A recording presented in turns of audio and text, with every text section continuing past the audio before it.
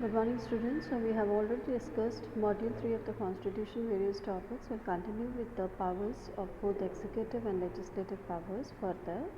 We have seen precedent, we have seen various other granting of pardon, etc., emergencies we have seen, which all comes as a rights and the powers of the president. Then we have discussed about Prime Minister and various terminologies related to the Prime Minister. Now we will discuss about the powers of legislative and executive power. Legislative power fixes the program of the Parliament, makes important policy statements in the Parliament, defends the policies of the government in the Parliament, Director of the Foreign Policy, Director of Indian Economy, leaders of the Lok Sabha, and recommends dissolution of the or completion of Lok Sabha. Executive power formation is of Council of Ministers. They appoint, removes and distributes portfolios to the ministers. Presides the meeting of the cabinet, leaders of the Council of Ministers, and prepares the list for the various important appointments such as those of governors, judges of the Supreme and High Court, members of UPSC election commissions, ambassador, high commissioners, etc. All these appointments are however made by the President. The Cabinet of Ministers is a large body of the ministers, and the ministers of the cabinet rank around 20-25. They hold the charge of the important departments. The ministers of the state hold the independent charge of the ministries. The other type of category of the minister is known as a deputy minister and are attached to the cabinet minister of the ministers of the state. The cabinet minister is the only attended ministers of the cabinet rank, but if we can see there is a need of the ministers of the state, we may call and invite for the meeting. Council of Ministers. A minister must be a member of either of the House of Parliament. If a person who is not a member of either of the House legislative or otherwise he is not a member of these houses, in that case the Parliament is appointed by the minister. He shall cease to be minister after 6 months unless in the meanwhile he manages to get elected for either of the two houses. Ministers may be chosen from the members of either of the houses. Minister who is a member of the house has right to speak in and to the part of the procedures, the votes of election, which is not if he is not a member. Principles on which the cabinet ministers of the government function: accountability and responsibility, individual responsibilities of the ministers and role of the ministers. Categories of Council of Ministers. The categories can be divided of the ministers of the Council of Ministers into Cabinet Minister, State Minister and Deputy Minister. Power of Council of Ministers. Executive power. The ministry exercises all the executive power. All the departments of the government are under the control of the ministers, and it is their responsibility for the administration to work smoothly.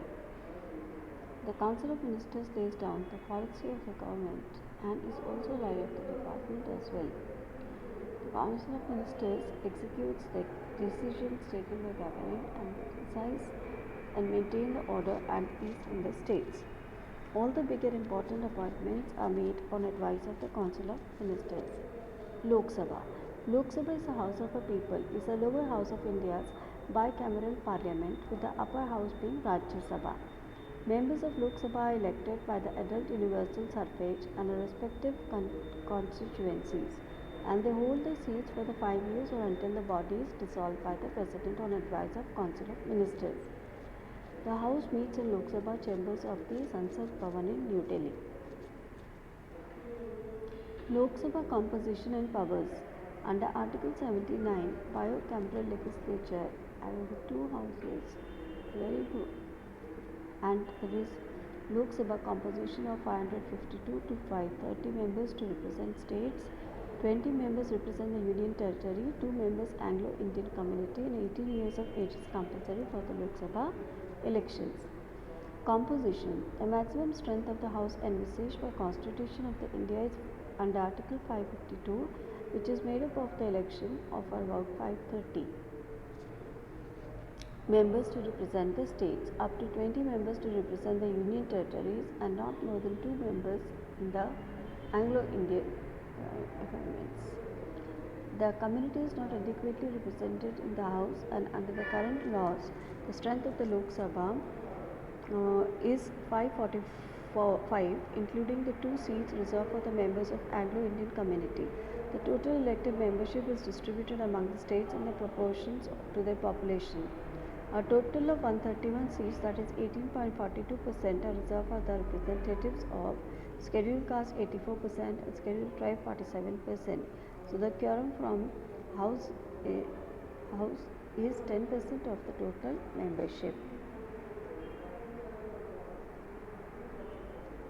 Term of the House. The Lok Sabha, unless sooner dissolved, continues to operate for 5 years from the date appointed for its first meeting and expiration of the period of the operation. However, while the promulgation of the emergency by law or operation not exceeding the years at the same time and not extending, in any case, the beyond a Lok Sabha after such a